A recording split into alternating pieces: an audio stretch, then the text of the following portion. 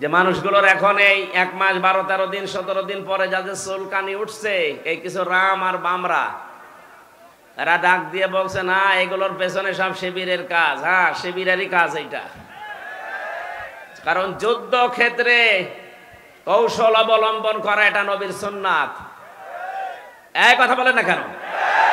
বিশ্ব নবী যেদিন মক্কা বিজয় করবেন ওই দিন তিনি কাবা শরীফ থেকে অদূরে একটা জায়গায় তাঁবু টাঙিয়েছিলেন। 10,000 সাহাবী তার সাথে, সবার হাতে তরবারি ছিল। নবীজি বললেন না, এখানে কৌশল করা লাগবে, তোমরা এই রাতের বেলা এখানে তাঁবু টাঙাও, এই জায়গাতে তোমরা 3টা কাজ বেশি করবা, আর পরবর্তীতে তোমরা 3টা কাজ করবাই না। 1 নম্বরে কাজ করবা যেটা বেশি, পায়খানা বা টয়লেট এটা বানাবা একেবারেই কম, কয়েকটা। যেটা রান্না করে চুলা বলে, রান্নাঘর বলে, এইটা বানাবা মন মতো। 10,000 মানুষ এক একজন 5টা করে 10টা করে বানাও। আর আমার শত্রু আবু সুফিয়ান এর বাড়িতে যদি কেউ আশ্রয় নেয় দেখো, তাহলে তাকে কিচ্ছু বলবা না। 1,500 বছর আগের এই ঘটনা ইতিহাসে পড়ার পর আমার মনে হয় এই 1,500 বছর পর 2024 সালে এদেশে যাকে দেখলে আল্লাহর কথা মনে হয় সেই লোকটা বাস্তবে দেখিয়েছে। এই কথা বলছেন? আপনি তাকান, মিলে যাবে একেবারে খাপের খাপ। উনি অবলম্বন করেছিলেন কৌশল। ঢাকা বিশ্ববিদ্যালয়ের শিবিরের সভাপতি এই কয়েকদিন আগ পর্যন্ত কেউ জানতোই না। সে ফেরাউনের কোলে মোসা যেমন লালন পালন হয়েছে, আমার মনে হয় ওইভাবে উনি কাজ করেছে। তারে তো এই দেশের প্রতিটি জনগণের অন্তত সংবর্ধনা দেওয়ার দরকার ছিল এই কৌশল অবলম্বন করার কারণে। আর না, অনেক মুনাফিক, অনেক জালেম এখন উল্টা পাল্টা ফতোয়া দিচ্ছে। হ্যাঁ, কেন? এতদিন তার পরিচয় গোপন ছিল, এতদিন মাথায় তুলে আপনি নাচিয়েছেন, এখন পরিচয়টা দেওয়ার পরে আপনার কি সমস্যা? কি আমি চাই এদেশে ছাত্র দল যেমন প্রতিষ্ঠিত হোক, আমি চাই এদেশে চরমনার আন্দোলনের যারা ছাত্র আছে, ইসলামী শাসনতন্ত্র আন্দোলনের ছাত্র যারা, তারা প্রতিষ্ঠিত হোক। আমি ওইভাবে, আমার মন উদার, এজন্য চাই ইসলামী ছাত্র শিবির এদেশে ওইভাবে প্রতিষ্ঠিত হোক। আমার তো ছেলে নেই, আমার মেয়ে আছে। আমি চাই আমার মেয়েদেরকে মানুষের মতো মানুষ করার জন্য একটা সংগঠনের দেশে আমার মন মতো আছে, আমি ধাসে ধাসে পরীক্ষিত, সেটা ইসলামী ছাত্রী সংস্থা। আমি আপনাকে গ্যারান্টি দিচ্ছি, যদি শেষ বয়সে বৃদ্ধাশ্রমে যেতে না চান, যদি নিজের ছেলে নিজের মেয়েকে নেশাগ্রস্ত অবস্থায় দেখতে না চান, ইসলামী ছাত্রী সংস্থা, ইসলামী ছাত্র শিবিরে নির্দ্বিধায় দিয়ে দেন, আমি গ্যারান্টি দিচ্ছি এই 2টা কাজ জীবনে পাবেন না। একমাত্র ছাত্র সংস্থা বাংলাদেশে একটাই, অন্যগুলো আছে ইসলামী যারা আছে, কিন্তু এটা আমি পরীক্ষিত, এদের ভেতরে কোনো নেশাখোর নেই। আপনি আল্লাহর ওলি দেখার জন্য সেই বরিশাল চলে যান, আল্লাহর ওলি দেখার জন্য চলে যাচ্ছেন সেই চট্টগ্রামে, সিলেটে। কিসের আল্লাহর ওলি? আল্লাহর ওলি আপনার বাড়ির পাশে ওই ছেলেটা যে যুবক মানুষ 5 ওয়াক্ত নামাজ পড়ে আর তাহাজ্জুদ আদায় করছে। এটার ট্রেনিং দেওয়ার জন্য ইসলামী ছাত্র শিবির, ইসলামী ছাত্রী সংস্থা, এটা আল্লাহর নিয়ামত। আমি আবার বলছি, ছেলে আল্লাহ আমাকে দেয়নি, 2টাই মেয়ে, এই 2টাকে এরকম জায়গায় ভর্তি করে দেব। আমার জীবনের কোনো চিন্তা থাকবে না যে তাদের নিয়ে, কারণ ওইভাবেই তারা ধাসে ধাসে গড়ে তুলবে। 5 ওয়াক্ত নামাজ পড়লে রিপোর্ট লেখা লাগে যে আমি 5 ওয়াক্ত নামাজ পড়েছি। আমি পরীক্ষিত এই কারণে বলছি, কয়েকদিন আগে আমার একটা শপথ ছিল, কিন্তু হয়নি। 120টার উপরে আমরা প্রশ্ন দিয়েছিল, পারিবারিক জীবন সম্পর্কে 20টার উপরে। আমি সারা দেশে কোরআনের ওয়াজ করে বেড়াই, অথচ আমি এ পরীক্ষায় পাশ করতে পারলাম না, আমার সিরিয়াল আবার পেছিয়ে দিয়েছে। তাহলে যারা পাশ করেছে ওরা যদি সত্যি পাশ করে থাকে, তারা কোন ধাঁচের মানুষ আপনি টের পাচ্ছেন না? নবীজি যা করেছিলেন আমার মনে হচ্ছে 1,500 বছর পরে তাই করছে এই মানুষগুলো। এমনি এমনি আল্লাহ একেবারে সহজে বিজয় দিয়ে দিল। এর ভেতরে কত ঘাম, কত রক্ত, কত কৌশল, কত বুদ্ধি আপনি টের পাচ্ছেন? 15.5 বছর বহু চেষ্টা হয়েছে, কিচ্ছু হয়নি। জালেম আরো তার বৃদ্ধি বাড়িয়েছে। কথা বলেন। বিশ্ব নবী জানালেন তোমরা পায়খানা কম বানাবা আর চুলা বেশি বানাবা। ওই সময় আবু জেহেল তো আগেই মারা গেছে বদরে। মক্কা বিজয়ের সময় বেঁচে ছিল, কাফেরদের যে নেতৃত্বে ছিল এই লোকটার নাম আবু সুফিয়ান। খুব কৌশল বস্তু। রাতের বেলা গোয়েন্দাদেরকে 4 জনকে পাঠিয়েছে, যা তো দেখ মোহাম্মদ এসেছে নাকি মক্কা বিজয় করার জন্য, লোকজন কেমন আছে এটা একটু দেখে আয়। ওরা রাতের বেলা একটু হাফসা হাফসা দেখে, পাহাড়ের পাদদেশ থেকে তাকিয়ে দেখছে মানুষ আর কয়জন তো জানে না, তাঁবুর ভেতরে শুধু চুলা গুনতেছে। রান্নাঘর 1 2 3 4, মানে এক একজন মানুষ বানিয়েছে 8টা 10টা করে। 10,000 মানুষ যদি 5টা করেও বানায়, বলেন কত? এই 50,000 গুলতে গুলতে ওদের রাত হয়ে গেছে, রাত 12টা 1টা। একটা কাজ হলো, 5 চুলা যদি এত হয় তো মানুষ কত আছে ও গুনে শেষ করা যাবে না, চল নেতারে বলি। নেতারা এসে বলছে যে কি মানুষের পরিমাণ আমরা জানি না, তাঁবুর ভেতরে কত কি আছে, খালি চুলা গুনেছি। রান্নাঘর গণনা করতে করতে রাত প্রায় অর্ধেক হয়ে গেছে, আমরা চলে আসলাম, মানুষের হিসাব আমরা জানি না। ধমক দিয়ে বলছে পাঠালাম তোদের মানুষ গণনা করতে, তোরা চুলা গুনলি, তোদের দিয়ে হবে না। আরো নতুন 4 জনকে ভোরবেলার দিকে পাঠিয়েছে, যা এবার দেখ। নবীজি জানিয়েছিলেন পায়খানা কম বানাবা, আর এ রাতে যেহেতু এ কাজে সবার যাওয়া লাগে, প্রাকৃতিক প্রয়োজন, এক একটা পায়খানার সামনে দাঁড়িয়ে আছে 200 500 700 করে। ওরা গণনা করছে লাইন, 4-5 লাইন গণনার পরে চিন্তা করছে এ তো কয়েক হাজার হয়ে গেল, আর তাঁবুর ভেতরে যে কত আছে ও আল্লাহ জানে, দরকার নেই। যে বলছে কত মানুষ আছে গণনা করতে পারেনি, কিন্তু পায়খানার সামনে যে লাইন, 4-5 লাইন গণার পরে আমাদের আর সহ্য হয়নি, চলে এসেছি। গণনা করতে পাঠালাম কি, আর তোরা গুনলি কি? তোদের দিয়ে হবে না, আমি নিজে একা যাবো। সকালবেলা গেছি, রোদ পড়ছে যখন, চিকচিক করে তরবারির উপরে 10,000 মানুষ দাঁড়িয়ে আছে সকালবেলা। হযরতে আব্বাস রাদিয়াল্লাহু তাআলা আসছিলেন এই দৃশ্য দেখার জন্য। পাহাড়ের পাদদেশে দাঁড়িয়ে আবু সুফিয়ান তাকিয়ে দৃশ্য দেখে হযরত আব্বাসকে দেখতে পেলেন। বললেন, আব্বাস, মনে হচ্ছে তোমার ভাইয়ের ছেলে ভাতিজা আজ বিশাল বাদশা হয়ে গেছে। তার মশান কি 10,000 তরবারি নিয়ে একা একা গিয়েছিল, অথচ আজকে এসেছে 10,000 মানুষ নিয়ে।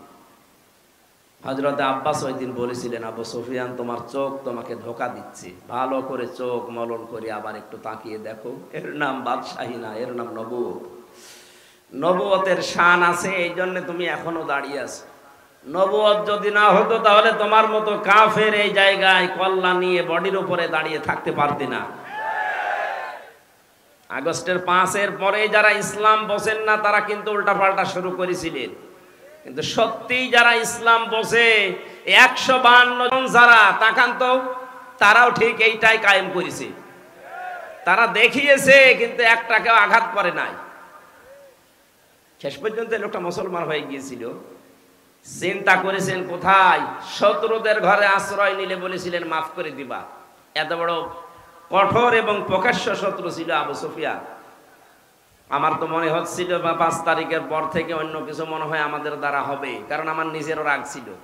3টা বছর বিনা কারণে ওরা যা কষ্ট দিয়েছে আমারে, জেলখানা এমনি দিয়ে দিতেন, 3 বছর না 10 বছর রেখে দিতেন। তা আমার যে মামলা, এ মামলায় তো মানে বাড়িতেও রাখা যায় না, জান্নাতে রাখা দরকার। আর আমারে ওরা ফাঁসির কন্ডেম সেলের ভেতরে 24 ঘন্টা তালা লাগিয়ে আবার সিসি ক্যামেরা দিয়ে রাখে, যেন আমার সাথে কেউ যেন কথা না বলে।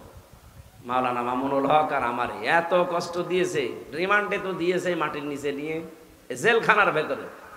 আর অধিকাংশ পড়তো আমাদের মালায়ন হিন্দু, দেবদাস, সুব্রত বালা, দেবদুলাল, আশিক কুমার, এ নামগুলো মুখস্থ হয়ে গেছে। 3 বছর এরাই ছিল আমার সামনে। মুসলমান দিত না, মনে করতো মুসলমান দিলে যদি ওর উপর একটু দয়া দেখায়, খাবার দাবারের যে অবস্থা মনে হতো কে যেন খাবারটা মাখিয়ে এরপরে দিস। যারা তাকান তো, তারাও ঠিক এইটাই কায়েম করেছে। তারা দেখিয়েছে, কিন্তু একটাকেও আঘাত করে নাই। শেষ পর্যন্ত লোকটা মুসলমান হয়ে গিয়েছিল। চিন্তা করেছেন কোথায়? শত্রুদের ঘরে আশ্রয় নিলে বলেছিলেন মাফ করে দিবা। এত বড় কঠোর এবং প্রকাশ্য শত্রু ছিল আবু সুফিয়ান। আমার তো মনে হচ্ছিল 5 তারিখের পর থেকে অন্য কিছু মনে হয় আমাদের দ্বারা হবে, কারণ আমার নিজেরও রাগ ছিল। 3টা বছর বিনা কারণে রাজা কষ্ট দিয়েছে আমারে। জেলখানা এমনি দিয়ে দিতেন, 3 বছর না 10 বছর রেখে দিতেন। তা আমার যে মামলা, এ মামলায় তো মানে বাড়িতেও রাখা যায় না, জান্নাতে রাখা দরকার। আর আমার ওরা ফাঁসির কন্ডেম সেলের ভেতরে 24 ঘন্টা তালা লাগিয়ে আবার সিসি ক্যামেরা দিয়ে রাখে, যেন আমার সাথে কেউ যেন কথা না বলে। মাওলানা মামুনুল হক আর আমার এত কষ্ট দিয়েছে, রিমান্ডে তো দিয়েছে মাটির নিচে নিয়ে, জেলখানার ভেতরে। আর অধিকাংশ পড়তো আমাদের মালায়ন হিন্দু, দেবদাস, সুব্রত বালা, দেবদুলাল, আশিক কুমার, এ নামগুলো মুখস্থ হয়ে গেছে। 3 বছর এরাই ছিল আমার সামনে। মুসলমান দিত না, মনে করতো মুসলমান দিলে যদি ওর উপর একটু দয়া দেখায়, খাবার দাবারের যে অবস্থা মনে হতো কে যেন খাবারটা মাখিয়ে এরপরে দিস। যিনি আসিফ মাহমুদ ভলিয়া ঘোষণা দিয়েছে আয়না ঘর ভাঙা হবে না, ওইভাবে থাকবে। সারা বিশ্ব থেকে মানুষ যারা পর্যটক আসবে তারা যেন জানে যে এই দেশে একজন জালেম আসিল। ওই যে জালেম কার বলতে কোনো দ্বিধা আছে? জালেমকে কেউ যদি জালেম না বলে সেও জালেম। এমনকি জেনে শুনে কেউ যদি জালেমের পক্ষ নেয়, নবীজি বলেন সে আমার উম্মত থেকে খারিজ হয়ে যায়। এবার আপনি কি করবেন, আপনার সিদ্ধান্ত। প্রকাশ্য যে লোকটা জুলুম করেছে, নিজের উপরে জুলুম করেছে, পরিবারের উপরে, সমাজের উপরে, জনগণের উপরে, জালেমদের কোনো ক্ষমা আমরা করলেও হবে না, কারণ আল্লাহ নিজে মামলা দেবে জালেমের বিরুদ্ধে।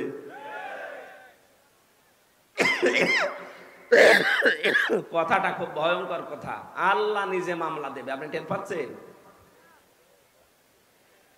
আমার তো এই আয়াত পড়ার পরে সূরা শুরার 42 নম্বর আয়াত, এই আয়াত পড়ার পরে আমার শরীর শিউরে ওঠে যে এদেশের 1628টা চেয়ারে যারা ছিল সবগুলো জালেম, একটাকেও আমি ভালো পাইনি। আমি বহু জায়গায় গিয়েছি, প্রত্যেকটাই জালেম ছিল। আরে প্রত্যেকটাই আল্লাহর মামলার আসামি। বলেন কেন? সূরা আলে ইমরানের 168 নম্বর আয়াতে আছে, 78 নম্বর আয়াত, ওয়ালা ইয়াহসাবান্নাল্লাযীনা কাফারু আন্নামা নুমলি লাহুম খায়রুল লিআনফুসিহিম ইন্নামা নুমলি লাহুম লিয়াজদাদু ইসমা ওয়া লাহুম আযাবুম মুহিন।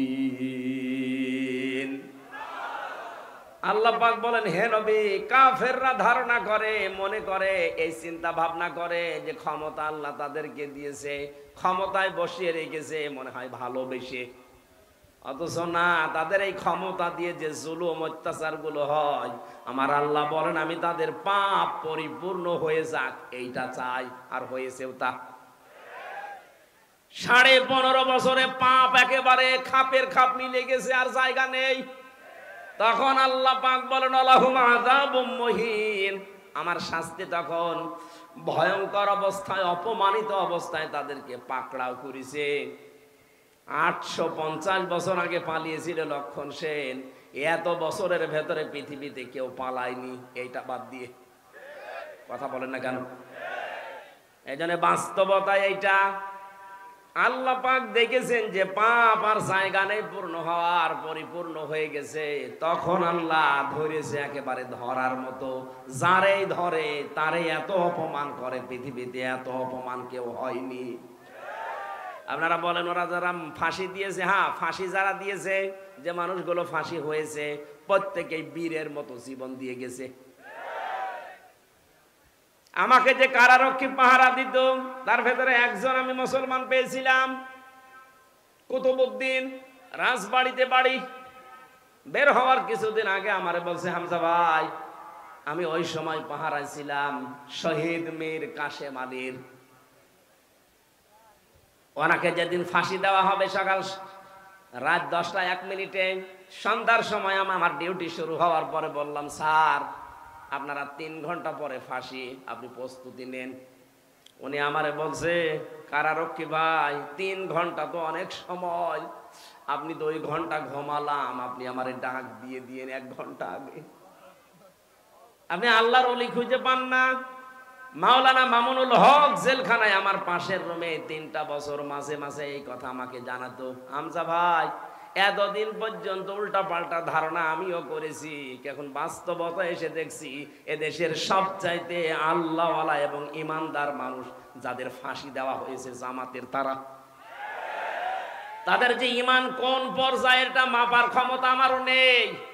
আমিও মানুষ হিসাবে মাঝে মাঝে এই ধৈর্যহারা হয়ে যায়। কিন্তু কি শোনালো কারারক্ষী, 3 ঘন্টা পরে যার ফাঁসি সে লোকটা বলছে আমি 2 ঘন্টা ঘুমালাম, আপনি আমারে ডাক দিয়েন। তার ঘুম আসে কি করে? আমরা ঘুমের বড়ি খেয়ে আমার ঘুম আসতো না, তাও তো আমার কোনো চিন্তা নেই। আর তার নিজের ছেলে ব্যারিস্টার আরমান গুম হয়ে আছে 8 বছর। তার স্ত্রী ওই সময় অসুস্থ, তার দলীয় লোকগুলো সব পালিয়ে পালিয়ে বেড়াচ্ছে, কেউ জেলখানায় ভর্তি আছে। বাংলাদেশের ভেতরে একটা ম্যাগনেট ছিল, হাজার লক্ষ মানুষের কর্মসংস্থান তৈরি করে দিয়েছে। সেই লোকটা মাত্র 3 ঘন্টা পরে ফাঁসি বলছে আমি ঘুমালাম। দেখলাম ঠিক 2 ঘন্টা পরে ডাক দিলাম, উনি উঠলেন, গোসল করার পরে ওযু করার পরে এসে নামাজ শেষ করে আমারে বলছে এবার চলেন। চলেন মানে আপনি যদি নিয়ে যেতে না পারেন তাহলে জল্লাদকে ডাক দেন, কারণ সময় আর বেশি নেই, মনে আছে শ্বশুর বাড়ি যাবে, তাড়াতাড়ি করছে। আমার ওই সময় আমাকে কারারক্ষী বলেছে ভাই আমার তো মনে এখনো পর্যন্ত বিশ্বাস হয় না যেন ঘুমাইলো কি করে, ওনার এত চিন্তায় ঘুম আসলো কি করে। আমি বলেছিলাম কুতুব ভাই ঘুম কেন এসেছে আমি বুঝতে পেরেছি। সূরা হামিম সিজদার 30 নম্বর আয়াতে আল্লাহ 1500 বছর আগে তার ঘুমের কাহিনী জানিয়েছেন। ইন্নাল্লাযীনা ক্বালু রাব্বুনাল্লাহু সুম্মা ইসতাকামু তাতানাজ্জালু আলাইহিমুল মালাইকা। আল্লাহ পাক বলেন অবশ্যই যারা এই কথা বলতে পারে আমাদের রব আল্লাহ, আর এর উপরে যারা টিকে থাকতে পারে। এ বাংলাদেশের 100 জনের 96 জন যেহেতু আমরা মুসলমান, আমরা এক বাক্যে চামড়ার মুখ দিয়ে বলে ফেলতে পারি আমাদের রব আল্লাহ, কিন্তু টিকে থাকার মতো মানুষ মাত্র 100 জনের 15 জন ছিল। এক কথা বলছেন, 96 জন মানুষ আমরা বলি যে হ্যাঁ আমাদের রব আল্লাহ, কিন্তু ঝড় আসলে টিকে থাকার মতো মানুষ মাত্র 100 জনের 15 জন। বাকিগুলো সব ওই আমার তালই হয় এই লাইনে আছি, ঝড় দেখলেই বাতি আগেই নিভে যায়। কোথায় সেই সৈয়দপুরে ঝড় উঠেছে, এই জল ঢাকায় বাতি নিভে গেছে। কিন্তু যারা টিকে থাকতে পারে, সৈয়দপুরে না এখান থেকে 1/2 কিলোমিটার দূরেও যদি বিশাল ঘূর্ণিঝড় শুরু হয় বাতি জ্বলতেই থাকে। তাদের ভেতরে একজন শহীদ মীর কাশেম আলী। এই লোকটাকে যখন আল্লাহ একজন আছে তিনি আমাদের রব এবং টিকে থাকার মতো ঈমান আল্লাহ দেখলেন যে হ্যাঁ টিকে আছে, আল্লাহ পাক বলেন তখন তার বিপদে আমি আল্লাহ ফেরেশতা পাঠাই। এ কথা কার? আরো জোরে বলেন। এটা যে প্রমাণ হয়েছে এই দেশে সেই কথাটাই শোনালাম। কেন ওই লোকটা ওই সময় এ কথা বললো যে আমি 2 ঘন্টা ঘুমাই, আপনি কি স্বাভাবিক মনে করছেন? বলতে আমার যত সহজ লাগছে বিষয়টা এত সহজ না, কারণ আমি নিজে তো পরীক্ষিত। ঘুমের পাওয়ার আলাপ বড়ি খাওয়ার পরেও আমার ঘুম আসতো না, আর তার বিনা চিন্তায় কোনো চিন্তাই নেই। আমার তো মনে হচ্ছিল যে আল্লাহ যেন নিজে ফেরেশতা পাঠিয়ে তার কানের কাছে এই কথা শোনাচ্ছে, আল্লাহ তাখাফু ওয়ালা তাহজানু, কোনো ভয় নেই, কোনো চিন্তা নেই। আয়াতের তাফসীর পড়তে গিয়ে আমি 2টা বিষয় পেয়েছি। ফেরেশতারা আসার পরে কানের কাছে মুখ নিয়ে জানাতে থাকে মীর কাশেম আলী ভয় পাবেন না। কিসের জন্য ভয় করেন আপনি? ওই যে জান্নাত দেখা যাচ্ছে, ওয়াবশিরু বিল জান্নাহ। 2 নম্বরে ভয় নেই, চিন্তাও নেই। কিসের চিন্তা? হয়তো আপনার ছেলে ব্যারিস্টার গুম হয়ে আছে, এই চিন্তা হতে পারে। আপনার দ্বারা লক্ষ লক্ষ মানুষের কর্মসংস্থান তৈরি হয়েছে, তাদের কি হবে এই চিন্তা হতে পারে। কারণ বাতিলরা সবগুলো 2 নাম্বারই করে নিয়ে নিয়েছে। এই যে ইসলামী ব্যাংক, এক কথা বলছে না কেন? যতগুলো প্রতিষ্ঠান তিনি বানিয়েছিলেন ইবনে সিনা সহ অধিকাংশগুলোই বিভিন্ন কায়দা কৌশলে বাতিলরা সব নিজের মন মতো নিয়েছে। এখন আল্লাহ পাক আবার সময় দিয়েছে, এগুলো সব আস্তে আস্তে এরা ফেরত পাচ্ছে। ইসলামী ব্যাংক এখন আবার দাঁড়িয়ে যাবে, কারণ যত টাকা আপনি আত্মসাৎ করেছেন সব এখন ফেরত নেওয়া হচ্ছে। চিন্তা করবেন না, এই মানুষগুলো নিয়ে আপনার দলীয় লোকজন সব পালিয়ে বেড়াচ্ছে, কেউ জেলখানায় ভর্তি আছে, আপনার স্ত্রী অসুস্থ, কোনো চিন্তা নেই, সবগুলো আমার আল্লাহ নিজের হাতে তুলে নিয়েছে। এই কারণেই তিনি মনে হয় বলছিলেন, ভাই তাড়াতাড়ি করে আমার নিয়ে চলেন, আমি জান্নাত দেখতে পাচ্ছি। আল্লাহর ওলি আমরা খোঁজার জন্য কত জায়গায় টাকা পয়সা খরচ করি, এই মানুষগুলোর অ্যাক্টিভিটিস আমি নিজে দেখতে পেয়েছি, এই কারণে শোনালাম। আল্লাতি কুনতুম তুআদুন, যার ওয়াদা আল্লাহ নিজে করেছেন, নাহানু আউলিয়াউকুম ফিল হায়াতিদ দুনিয়া ওয়া ফিল আখিরাহ। ফেরেশতারা যেন এসে বলে, আমরা আপনাদের বন্ধু ছিলাম দুনিয়ায়, বন্ধুই যদি না হবে, মাত্র 1000-এর উপরে জীবন দিয়ে গেল কিছুদিন আগে। আমার তো মনে হচ্ছে শুধু শহীদ আবু সাইদ না, রায়হান, মুগ্ধ, ইয়ামিন না, এদের সাথে আল্লাহ আবাবিল পাঠিয়েছিলেন। কয়েক ঘন্টার ব্যবধানে যে এত পরিবর্তন হয়ে যাবে। কুষ্টিয়াতে আমার সামনে 5 তারিখে 14 জন মারা গেছে, একটার আগে 1:30টার সময় যখন উনি পালাচ্ছে শুনলাম, কে যেন আমাকে জানিয়েছে। পরবর্তীতে শুনলাম যে ওর পরে আরো 2 জন মারা গেছে, 16 জন। ওই পর্যন্ত যারা গুলি চালিয়েছিলেন তাদের কোনো ক্ষমা নেই। তার ভেতরে একজন ছিল আমার বাড়ির নিচে, ওরে যদি জনগণ পায় কুষ্টিয়াতে পিটিয়ে মেরে ফেলবে। আপনি তো নিজেও জানতেন যে উনি পালিয়েছে 1:30টার সময়, 4টা পর্যন্ত গুলি চালালেন কার হুকুমে বলেন? বাড়িতে এসে দেখলাম যে তালা মারা, উনি নেই, আজও নেই, কালও নেই, কোথায় গেছে ও জানে, ওর আল্লাহ জানে। আমি যে কথা বলার জন্য ছোট্ট কাহিনীটা বললাম, সত্যি কোন মানুষ যদি আল্লাহকে রব বলার পরে টিকে থাকতে পারে, মহান আল্লাহ তাকে যে সাহায্য করে জমিনে, এটা আমরা নিজে দেখেছি। এই জন্য আমাদের ঈমান যা ছিল আল্লাহ আরো বাড়িয়ে দিয়েছেন, বলেন আমিন। এটা যেন টিকে থাকে। আমরা মুনাফিকি করতে চাই না। এই দেশ এখন ইসলামপন্থীদের হাতে সবচাইতে বড় নিরাপদ, এটা প্রমাণ হয়ে গেছে। ইসলাম যাদের কাছে নেই তাদের কাছে দেশ নিরাপদ না। তারা সুযোগ পেলে মারিং কাটিং করবে, বেঁচেও দিতে পারে।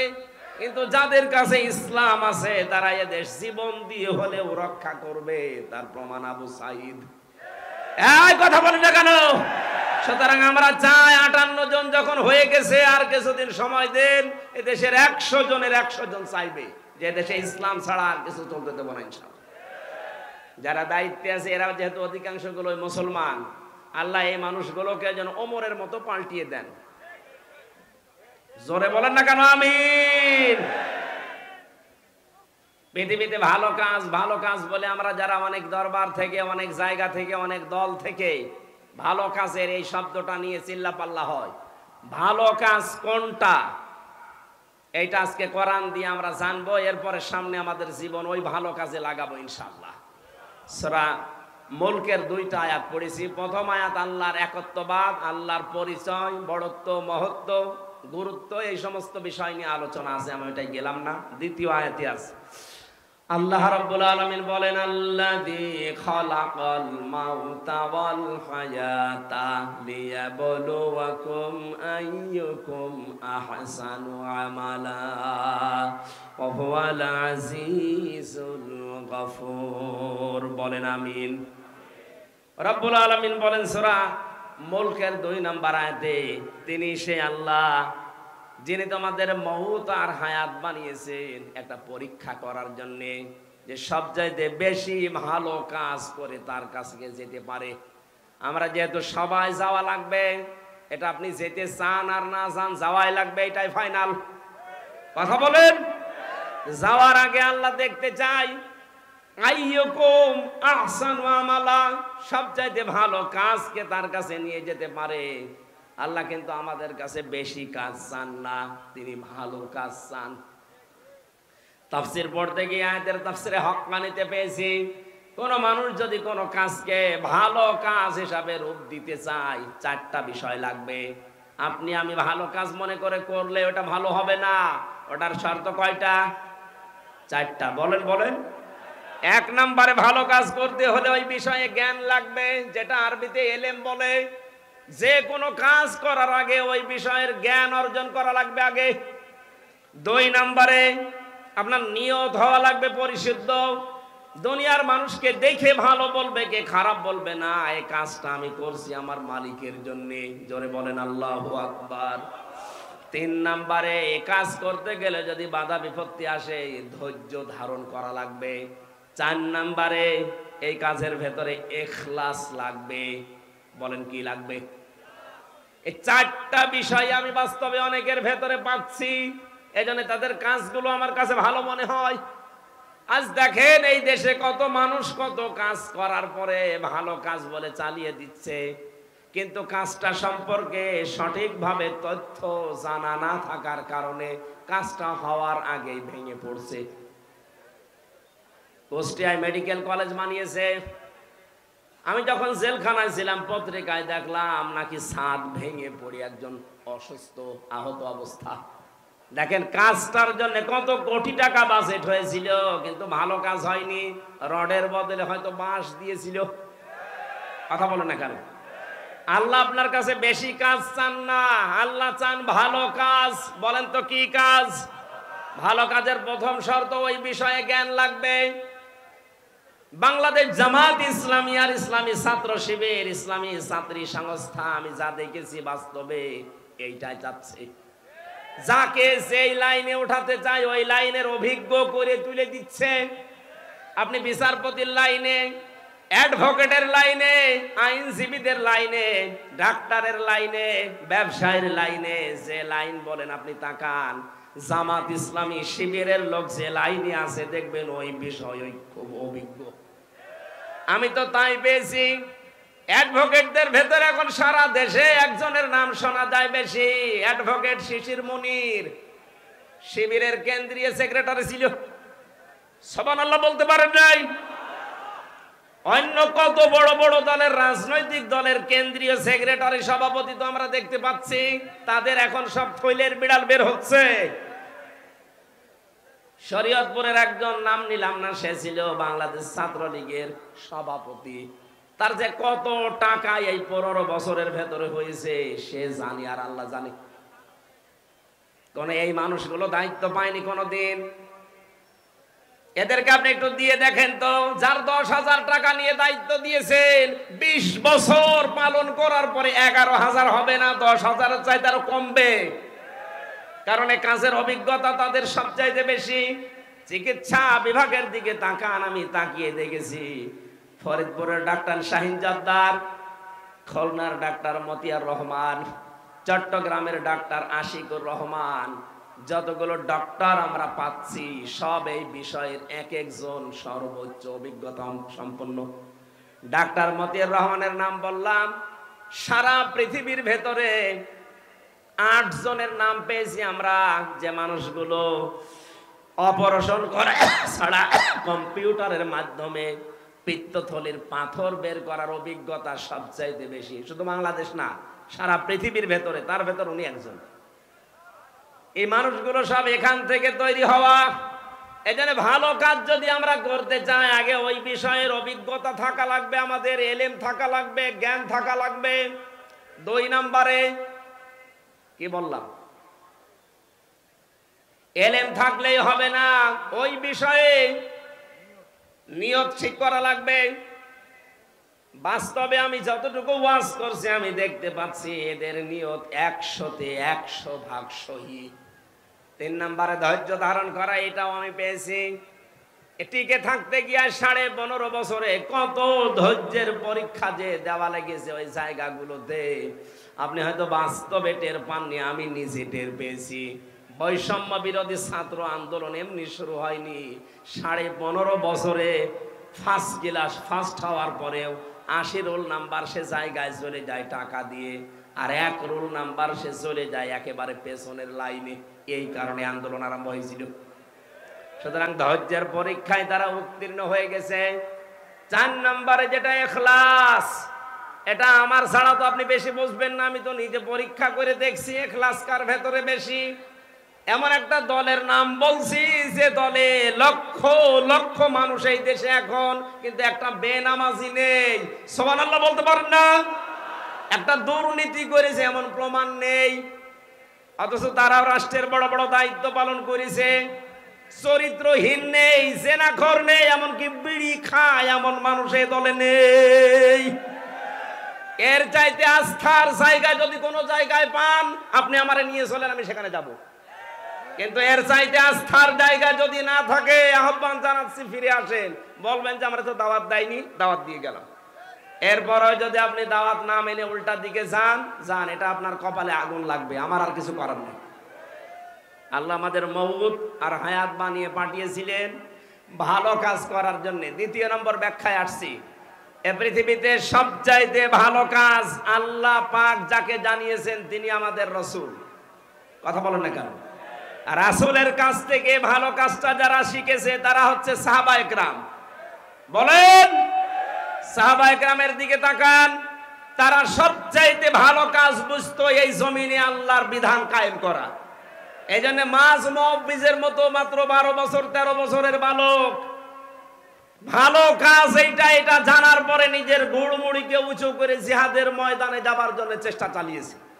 যেহেতু এইটা এখন ভালো কাজ পৃথিবীতে, আমরা চাই আল্লাহর এই জমিনে 56,000 বর্গ মাইলে আল্লাহর বিধান কি করে কায়েম করা যায় সেই চেষ্টা করা, এটা ভালো কাজ। এটা কি কাজ?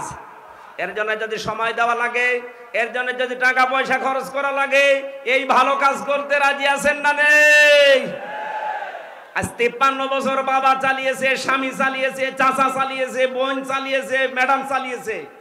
শুধু এখন দেখতে বাকি আছে আল্লাহর এই কোরআন দিয়ে দেশ চললে কেমন দেখা যায়। আমার বড় আশা এটা দিয়ে বাংলাদেশ চলছে, এটা যেন আমি দেখে মরতে পারি। কারা কারা এটা চান দেখি? লিল্লাহে তাকবীর।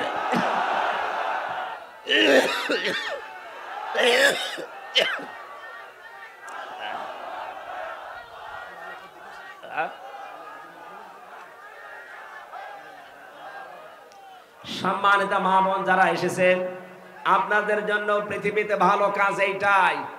আল্লাহর জমিনে আল্লাহর দিন কায়েমের জন্য আপনার সন্তান, আপনার স্বামী, আপনার ছেলে, আপনার জামাই, তাদেরকে আপনি রেডি করে দেবেন। আল্লাহ কবুল করুন, আল্লাহুম্মা আমিন।